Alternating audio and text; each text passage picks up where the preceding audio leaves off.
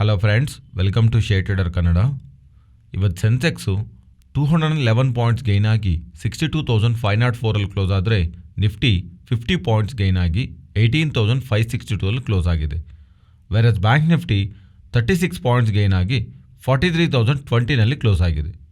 ಇವತ್ತು FIS Indian equity ಮಾರ್ಕೆಟಲ್ಲಿ 935 crores by ಮಾಡಿದ್ರೆ DIs 88 ಕ್ರೋರ್ಸ್ ಬೈ ಮಾಡಿದ್ದಾರೆ. ಇವತ್ತಿನ ನಿಫ್ಟಿ ಮೂವ್ಗೆ ಇಷ್ಟೊಂದು ಮೂವ್ ಆಗ್ತಾ ಇರೋದು ಬ್ಯಾಕ್ ಇರೋವಂಥ important reason Reliance as A individual company 3% ಅವ್ರಿಗೆ ಬೆಳೀತಾ ಇರೋದು ನಿಯರ್ಲಿ 99 ಪಾಯಿಂಟ್ಸ್ ಹತ್ರ ನಿಫ್ಟಿನ ಪಾಸಿಟಿವ್ ಆಗಿ ಇಂಪ್ಯಾಕ್ಟ್ ಮಾಡಿದೆ. ಸೊ ಇವತ್ತೇನಾದರೂ ರಿಲಯನ್ಸು ನ್ಯೂಟ್ರಲ್ ಆಗಿ ಕ್ಲೋಸ್ ಆಗಿದ್ರೆ ಇವನ್ ನಿಫ್ಟಿ 49 ಪಾಯಿಂಟ್ಸ್ ನೆಗೆಟಿವ್ ಅಲ್ಲಿ ಕ್ಲೋಸ್ ಆಗಿರಬೇಕು. ಬಿಕಾಸ್ ಇವತ್ತು ಎಂಟೈರ್ ರಿಲಯನ್ಸೇ 99 ಪಾಯಿಂಟ್ಸ್ ಹತ್ರ ನಿಫ್ಟಿನ ಪಾಸಿಟಿವ್ ಆಗಿ ಮೂವ್ ಮಾಡಿದ್ದೆ. ಓಕೆ, ಇನ್ನು ಮಾರ್ಕೆಟ್ ವಿಷಯಕ್ಕೆ ಬಂದರೆ ಮಾರ್ಕೆಟ್ ಓಪನಿಂಗ್ಗೆ ತುಂಬ ವೋಲಟೈಲ್ ಆಗಿ ಇತ್ತು.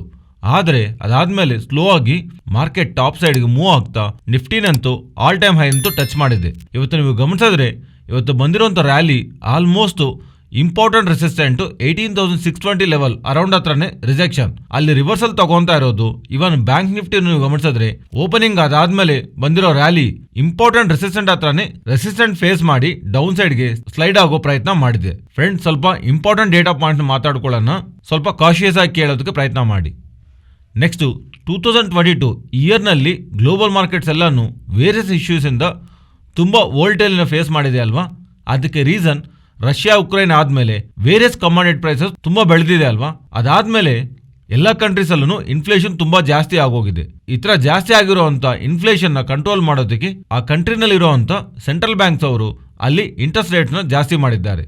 ಆ ಥರ ಇಂಟ್ರೆಸ್ಟ್ ರೇಟ್ಸ್ ಜಾಸ್ತಿ ಮಾಡಿರೋ ಕಾರಣವಾಗಿ ಆ ಕಂಟ್ರೀಸಲ್ಲಿ ಗ್ರೋತು ಸ್ಲೋ ಡೌನ್ ಆಗಿದೆ.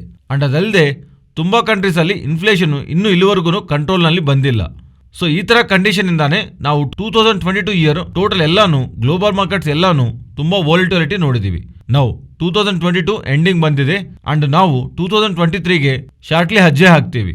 ಸೊ 2023ನಲ್ಲಿ ಸ್ಟಾಕ್ ಮಾರ್ಕೆಟ್ ಹೇಗಿರುತ್ತೆ ಅನ್ನೋ ಥರ ವೇರಿಯಸ್ ಪ್ರೆಡಿಕ್ಷನ್ಸ್ ಬರ್ತಿದೆ. ಇದರಲ್ಲಿ MLIB ಪಲ್ಸ್ ಸರ್ವೆ ಅವರು ಸ್ವಲ್ಪ ಜನ ಪ್ರೊಫೆಷನಲ್ಸ್, ಇನ್ವೆಸ್ಟರ್ಸ್ ಅಂಡ್ ಹಾಗೆ ರಿಟೇಲರ್ ಇನ್ವೆಸ್ಟರ್ಸ್ ಇಂದ ಒಂದು ಸರ್ವೆನ ಕಂಡಕ್ಟ್ ಮಾಡಿ ಈ 2023ನಲ್ಲಿ ಸ್ಟಾಕ್ ಮಾರ್ಕೆಟ್ ಹೇಗಿರುತ್ತೆ ಅನ್ನೋ ಥರ ರಿಲೀಸ್ ಮಾಡಿದ್ದಾರೆ. ಅದರಲ್ಲಿ ತುಂಬ ಜನ 2023ನಲ್ಲಿ ಸ್ಟಾಕ್ ಮಾರ್ಕೆಟು ಸ್ವಲ್ಪ ನಾವು ರಿಸ್ಕ್ ಫೇಸ್ ಮಾಡುವಂಥ ಅವಕಾಶನೇ ಇದೆ ಅನ್ನೋ ಥರ, ಬಿಕಾಸ್ ಯಾವುದಾದ್ರೂ ಇನ್ಫ್ಲೇಷನ್ ಜಾಸ್ತಿ ಆಗಿದೆ ಅಲ್ವಾ, ಅದು ಇನ್ನೂ ಕಂಟ್ರೋಲಲ್ಲಿ ಬಂದಿಲ್ಲ, ಸ್ವಲ್ಪ ದಿವಸ ಇನ್ನೂ ಕಂಟಿನ್ಯೂ ಆಗ್ಬೋದು ಅನ್ನೋ ಥರ. ಅಂಡ್ ಗ್ರೋತನು ಸ್ಲೋ ಡೌನ್ ಆಗತ್ತಲ್ವಾ, ಮತ್ತೆ ಆ ಗ್ರೋತ್ ಫೇಸ್ನ ನಾವು ಟಚ್ ಮಾಡೋದಕ್ಕೆ ಸ್ವಲ್ಪ ಟೈಮ್ ಆಗತ್ತೆ ಅನ್ನೋ ಥರ.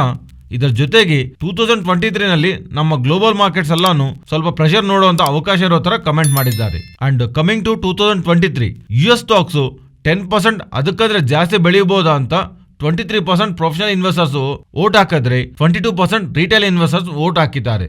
ಅಂಡ್ ಜಾಸ್ತಿ ವೋಟಿಂಗ್ -10 ನಿಂದ +10 ರೇಂಜ್ ಅಲ್ಲಿ ರಿಟರ್ನ್ಸ್ ಬರಬಹುದು ಅನ್ನೋ ತರ 50% of the professionals investors vote ಮಾಡಿದ್ರೆ 57% ರಿಟೇಲ್ ಇನ್ವೆಸ್ಟರ್ಸ್ ವೋಟ್ ಹಾಕಿದ್ದಾರೆ.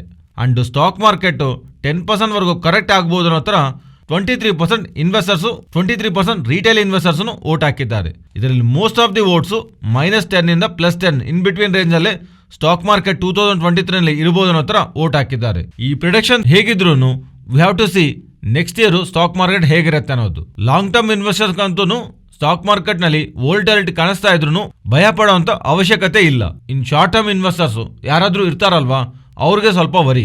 ನೆಕ್ಸ್ಟ್ ಈ ವೆನೆಸ್ಡೇ ನಮಗೆ ಇಂಪಾರ್ಟೆಂಟ್ ಡೇಟಾ ಎಲಿಮೆಂಟ್ಸ್ ಇದೆ. ಇಂಡಿಯಾ Q2 GDP ಡೇಟಾ ಬರುತ್ತೆ ಅಂಡ್ ಫೆಡ್ ಚೇರ್ಮನ್ ಇಂದಾನು ಒಂದು ಸ್ಪೀಚ್ ಬರುತ್ತೆ. ಸೊ ಫೆಡರಲ್ ಚೇರ್ಮನ್ ಇಂದ ಬರ್ತಿರುವಂತ ಈ ಸ್ಪೀಚ್ ನಾವು ಮಾರ್ಕೆಟ್ ಇಂಪಾರ್ಟೆಂಟ್ ಆಗಿ ಗಮನಿಸುತ್ತೆ. ಸೊ ವೆನೆಸ್ಡೇ ನಮಗೆ ಇಂಪಾರ್ಟೆಂಟ್ ಡೇ ಅಂಡ್ ಆ ಟೈಮಲ್ಲಿ ಮಾರ್ಕೆಟ್ ಟೈಮಲ್ಲಿ ಆ ಅಪ್ಡೇಟ್ ಬರಲ್ಲ. ಮಾರ್ಕೆಟ್ ಎಂಡ್ ಆದ್ಮೇಲೆ ನಮಗೆ ಆ ಡೇಟಾ ಪಾಯಿಂಟ್ ರಿವಾಲ್ವ್ ಆಗುತ್ತೆ. ಅದರಿಂದ ನಮಗೆ ಥರ್ಸ್ಡೇ ಮಾರ್ಕೆಟ್ ಇಂಪ್ಯಾಕ್ಟ್ ಆಗುತ್ತೆ ಅನ್ನೋ ವಿಷಯ ಜ್ಞಾಪಕ ಇಟ್ಕೊಳ್ಳಿ. ಅಂಡ್ ಫ್ರೈಡೇ ಮೋಸ್ಟ್ ಇಂಪಾರ್ಟೆಂಟ್ USಗೆ ಸಂಬಂಧಿಸಿರುವ ಎಂಪ್ಲಾಯ್ಮೆಂಟ್ ಡೇಟಾ ಅಪ್ಡೇಟ್ ಆಗುತ್ತೆ. ಇದು ಮಾರ್ಕೆಟ್ ರಿಲೇಟೆಡ್ ಆಗಿ ನೆಕ್ಸ್ಟ್ ಅಪ್ಕಮಿಂಗ್ ಡೇಸಲ್ಲಿ ಬರುವಂಥ main element. So Fed chairman ಅವರಿಂದ ಅಷ್ಟೊಂದು ಹಾಕಿ ಸ್ಟೇಟ್ಮೆಂಟ್ಸು ಈ ಸಲ ಇರತ್ತೆ ಅನ್ನೋ ಥರ ಎಕ್ಸ್ಪೆಕ್ಟ್ ಮಾಡೋದಕ್ಕೆ ಏನೂ ಇಲ್ಲ. ಬಿಕಾಸ್ ರೀಸೆಂಟ್ ಟೈಮ್ಸಲ್ಲಿ ಅವರು ಬಡ್ಡಿ ರೇಟ್ಗಳು ಅಷ್ಟೊಂದು ಅಗ್ರೆಸಿವ್ ಆಗಿ ಜಾಸ್ತಿ ಮಾಡಬೇಕಾಗಿರುವಂಥ ರಿಕ್ವೈರ್ಮೆಂಟ್ ಇಲ್ಲ ಅನ್ನೋ ಥರ ಫೆಡ್ ಮಿನಿಟ್ಸ್ ಅಲ್ಲಿ ಅಪ್ಡೇಟ್ ಬಂದಿದೆ. ಅದರಿಂದ ಅಷ್ಟೊಂದು ನೆಗೆಟಿವ್ ಸ್ಟ್ಯಾಂಡ್ ಅವ್ರು ತಗೊಳ್ತಾರೆ ಅನ್ನೋದಕ್ಕೆ ಏನೂ ಇಲ್ಲ.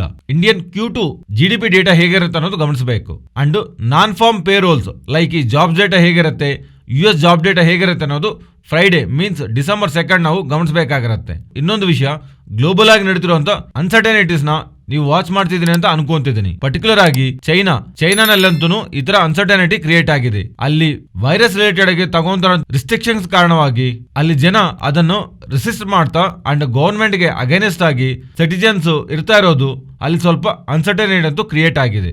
ಚೈನಾ ಮಾರ್ಕೆಟ್ಸ್ ಅಂತೂ ಫಾಲ್ ಆಗಿದೆ. ಸೊ ಅಲ್ಲಿ ಚೈನಾದಲ್ಲಿ ಈ ತರ ಅನ್ಸರ್ಟನಿಟಿ ಇರೋದು ಅಲ್ಲಿಗೆ ಹೋಗ್ಬೇಕಾಗಿರುವಂತ business and fund flows India ಮತ್ತೆ ಬೇರೆ ಎಮರ್ಜಿಂಗ್ ಮಾರ್ಕೆಟ್ಗೆ ಶಿಫ್ಟ್ ಆಗ್ತಾ ಇದ್ರೆ ಇದು ಚೈನಾಗಿರುವಂತ ನೆಗೆಟಿವ್ ಅಂಡ್ ಬೇರೆ ಎಮರ್ಜಿಂಗ್ ಮಾರ್ಕೆಟ್ಸ್ಗೆ ಪಾಸಿಟಿವ್ ಆಗುತ್ತೆ.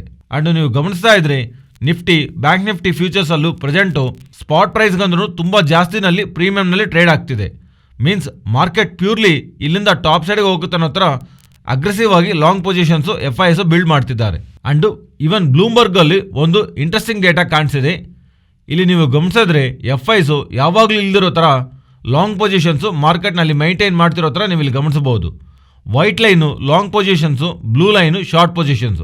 ಸೊ ಇಂಡೆಕ್ಸ್ ರಿಲೇಟೆಡ್ ಆಗಿ ಶಾರ್ಟ್ ಪೊಸಿಷನ್ಸ್ ಡಿಕ್ಲೈನ್ ಆಗ್ತಿದೆ, ಲಾಂಗ್ ಪೊಸಿಷನ್ಸ್ ಫ್ಯೂಚರ್ಸ್ ರಿಲೇಟೆಡ್ ಆಗಿ ಬಿಲ್ಡ್ ಆಗ್ತಿದೆ ಅನ್ನೋ ವಿಷಯನ ಆ ಡೇಟಾ ನೋಡಿದ್ರೆ ನಮ್ಗೆ ಅನ್ಸುತ್ತೆ.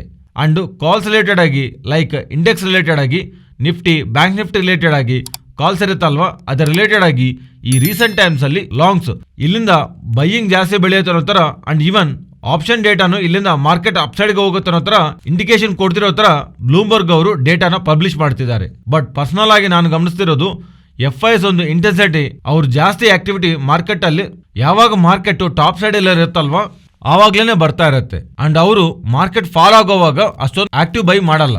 ಆರ್ ಮಾರ್ಕೆಟ್ ರ್ಯಾಲಿ ಆಗೋವಾಗ್ಲೂ ಇನಿಷಿಯಲ್ ಸ್ಟೇಜ್ ಅಲ್ಲೂ ಬರಲ್ಲ. ಮಾರ್ಕೆಟ್ ಟಾಪ್ ಸೈಡ್ಗೆ ಹೋಗಿದೆ, ಇನ್ನು ಇಲ್ಲಿಂದ ಮಾರ್ಕೆಟ್ ಸ್ಕೋಪ್ ಇದೆಯಾ ಅನ್ನೋ ಟೈಮಲ್ಲಿ ಎಂಟರ್ ಆಗ್ತಾರೆ. ಅಂಡ್ ಅಲ್ಲಿಂದ ಸ್ವಲ್ಪವರೆಗೂ ಮಾರ್ಕೆಟ್ನ ಅಪ್ಸೈಡ್ಗೆ ಮೂವ್ ಮಾಡಿ ಅಗೈನ್ ಆಕ್ಟಿವಿಟಿನ ಕಮ್ಮಿ ಮಾಡ್ಕೊಳ್ಳೋ ಪ್ರಯತ್ನ ಮಾಡ್ತಾರೆ. ಅದರಿಂದ FIs ಒಂದು ಆಕ್ಟಿವಿಟಿನ ಒಂದು ಡೈರೆಕ್ಷನಲ್ ಆಗೇ ನೋಡಬೇಕು, ಬಿಟ್ರೆ ಅವ್ರು ಎಂಟರ್ ಆಗ್ತಿದ್ದಾರೆ ಅಂಡ್ ಇಲ್ಲಿಂದ ಇನ್ನೂ ದೊಡ್ಡ ಮೊತ್ತದಲ್ಲಿ ರ್ಯಾಲಿ ಇರುತ್ತೆ ಅನ್ನೋ ಎಕ್ಸ್ಪೆಕ್ಟೇಷನ್ಸ್ ಅಲ್ಲಿ ಇರಬಾರ್ದು. ರೀಸೆಂಟ್ ಆಗಿರುವಂತಹ ಮ್ಯಾಕ್ರೋ ಡೇಟಾ ಪ್ರಕಾರ ಮಾರ್ಕೆಟ್ ಇಲ್ಲಿಂದ ಡೌನ್ ಸೈಡ್ಗೆ ಹೋಗುತ್ತೆ ಅನ್ನೋ ಒಂದು ಇಂಪಾರ್ಟೆಂಟ್ ಎಲಿಮೆಂಟ್ಸ್ ಯಾವುದೂ ಕಾಣಿಸ್ತಿಲ್ಲ.